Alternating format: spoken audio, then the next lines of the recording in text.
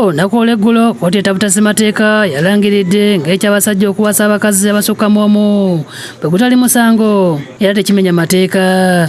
Kyaddiridde omusango gwatwalibwayo abalwanizi b'eddembe ly'abakyala ab'ekitongole kya Women's Pro Bono Initiative mu mwaka gwa 2021 nga baagala kkooti efuule ekyokuwasa abakazi abangi omusango kubanga kikosa abakazi mu birowoozo kibamalako eddembe lyabwe ery'omwenkanonkano n'ebirala.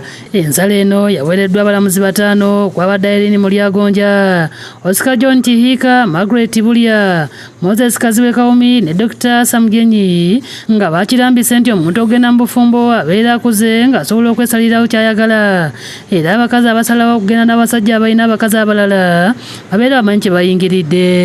Mu mbeera ey'abalamuzi bategeeza nti tosobola kwefuula n'ogamba nti ate obufumbo bw'ekika ekyo bulinnyira eddembe lyo ate nga buyingira obulaba. Kyokka okusalawo kwa kkooti kuno kukola ku bufumbo obw'obuwangwa obumanyiddwa nka customary marriage n'obw'ekiyisiraamu. Wabula bo abali mu bufumbo bwa kkanisa n'ekereziya etteeka lino teribakolako.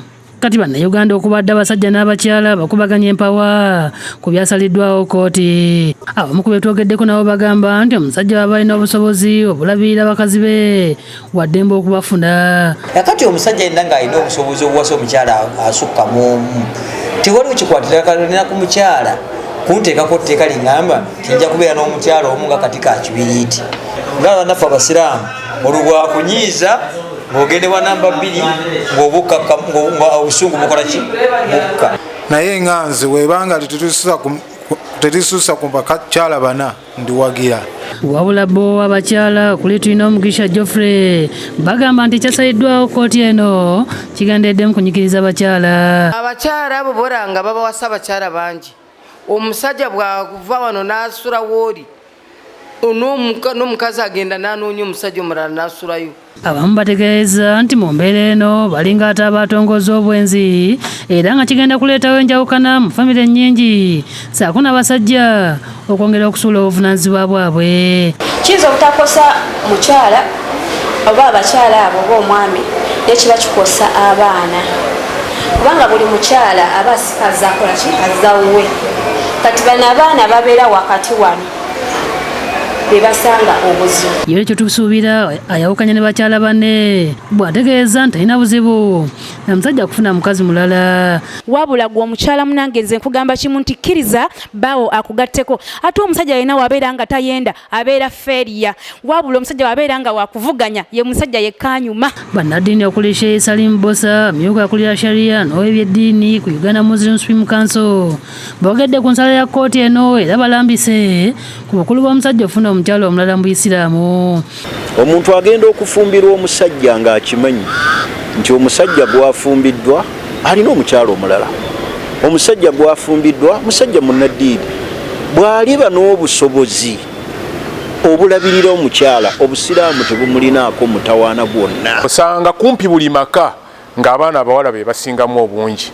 Osanga abawala 3 nga mulimu akalenzi kamu ate kato. Kakati bano abawala abakuze nga oluusi bamaze ne university emisomo bagimaliriza bomubala mulowooza abagenda okubawasa bagenda kuvaawa. Nolwekyo nsaba nti tetukisanyukira busanyukizi kyokka naye tutunuulire ebirungi ebikirimu. Kyokka basabye abasajja obutakuba bulati ng'omusezi alinaanye erimbo batandike okuwasawasa abakazi ne batasobole kulabirira. Kubanga ne Qur'ani bw'ebanga etuwa olukusa egamba nti fa in khiftum alla ta'dilu fawahida. Bw'obanga otidde n'olabanga tojja kusobola kwenkanyankanya wakati w'abakyala abasukka mu omu sigala n'omukyala w'omu. Obwenkanya buno buli mu kulabirira buli mu kutuukiriza buvunaanyizibwa. Christine Tumuhaire munnamateeka akola ku nsonga z'abaana agamba nti bino ebyasaliddwawo ate bigenda kuleetera famire nnyingi obuzibu naddala mu biseera ng'omusajja afudde gwewamu ekikonde kiryoke kinyooke ku ngabana y'ebintu. Abakyala 2 ne batakwatagana ne mubeeramu enkaayana mu famire ng'afudde ne baba nga property rights zifuuse property rights ate kati wabanga alinanga 4 ate ng'etteeka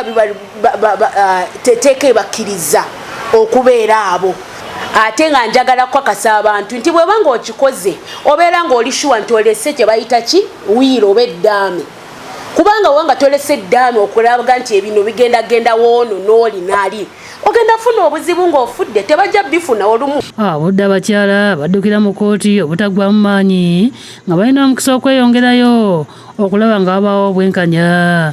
So mbadde nsaba busabe obanga waliwo female lawyers oba bano abagenze mu kooti beeyongereyo mu kooti enkulu Supreme Court kuba bakyalina olukusa olweyongereyo waggulu so that ensonga zino Abannayuganda bazitegeere bulungi. Lisani Mutyaba yakusakidde eggulu lino ku Lwabukedde TV.